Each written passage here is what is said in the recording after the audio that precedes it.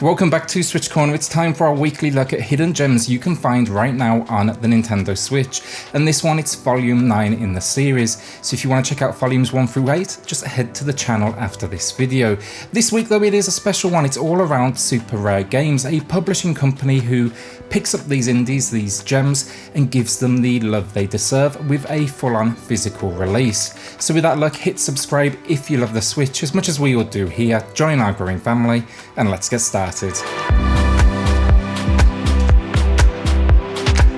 To preface today's video, Super Rare Games, or SRG, were kind enough to send me their latest release, so towards the end of today's video I will be unboxing that and just showing you all the goodies that come along with these, select SRG editions. This video though was harder than I expected, choosing just 5 from, at the time of recording at least, a 38 game library.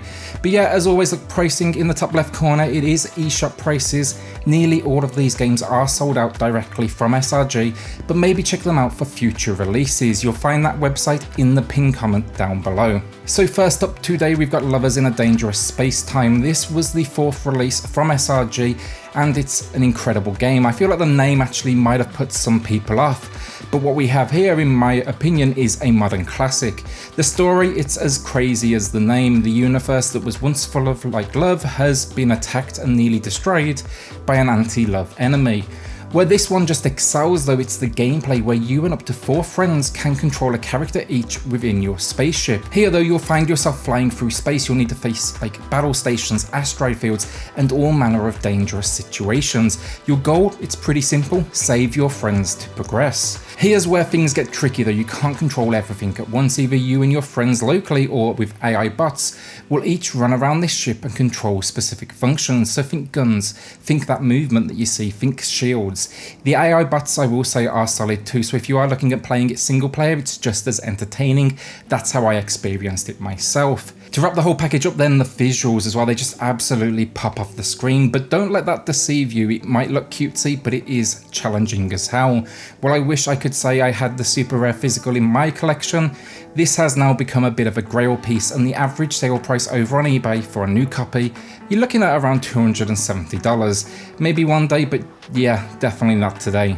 So next up, this is a serious favourite of mine, but N++. This was the 8th release from SRG, and I'll say now I'm a sucker for a puzzle platformer, and this is about as good as they come. Like a challenge, then just head to this one immediately. Do not let the minimalistic visual style put you off either, because you'll be surprised at how creative they can get with it just by applying a few different colours. I think where N++ just outdoes so many in the genre though is its content. 4,340 levels, a custom level editor where you can share them online, local co-op and local competitive, hidden secrets, and a hardcore mode. This game will keep you coming back long after you pick it up. And yes, while there is a lot of levels, they're very kind of like bite-sized. You can very easily pick up and play this 5 minutes here, 5 minutes there, but it also won't be long until the game is just walking all over you. These 4,000 plus levels as well, I gotta say, all handmade, no procedural generation at all. Expect here though to be flinging your little stickman ninja all over the shop though, as you'll be leaping and dashing your way around these levels to hit the switch and unlock the exit. Also, while you're doing that, you'll be watching out for the array of death traps and androids. This one then, my last point, it's gotta be the music. 70 glorious chiptune tracks, and it is amazing. I love this game and I do revisit it a whole lot personally. Like games like Super Meat Boy 2, I strongly recommend you check out this one. So Wulverblade now, this was SRG's 18th release, and I'm a sucker for a side-scrolling beat-em-up. Well, recently we've seen the return of the beat-em-up genres, I think River City Girls, Streets of Rage 4, and The Takeover, which is a little lesser known. One thing that was missing for me from all of these, a more fantasy kind of based vibe, something more in the region of, let's say, Golden Axe. That's where Wulverblade for me kind of fits in, as it presents like a Viking take on the genre. The story is basically this: the Romans are coming and you, as defenders of this land, must, well, kill them all. Not the deepest, but the gameplay is solid, as you'll be hacking and slashing your way through waves of enemies, even occasionally calling in a few support characters that can deal some serious pain. Top all of this off then with some really nice 2D artwork, some seriously violent kill animations, think decapitation and blood splatter, and yeah, we have a winner here. Like any beat 'em up 2, it's fun solo, but even better when you throw it in local 2-player co-op mode.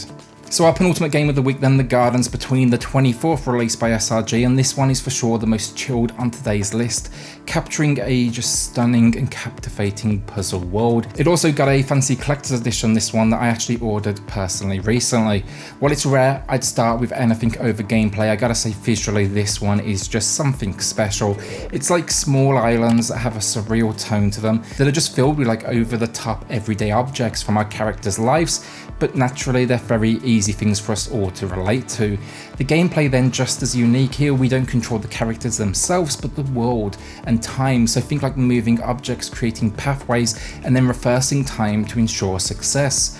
The story as well, finally beautiful, as we find two friends, Arena and Front, embarking on this journey together as they just explore their friendship, the power of it, the memories and all the things that should never be left behind. It is a short game, over in maybe 3 hours, but what a 3 hours that is, and you'll be hard pressed to find a single bad word against this one, as it all just comes together to make something truly special, and that seems to be the feeling I get from most people who play it. So our final game now then, before I do show you their most recent release, Mechstermination Force. This was their 29th release and it was a great choice.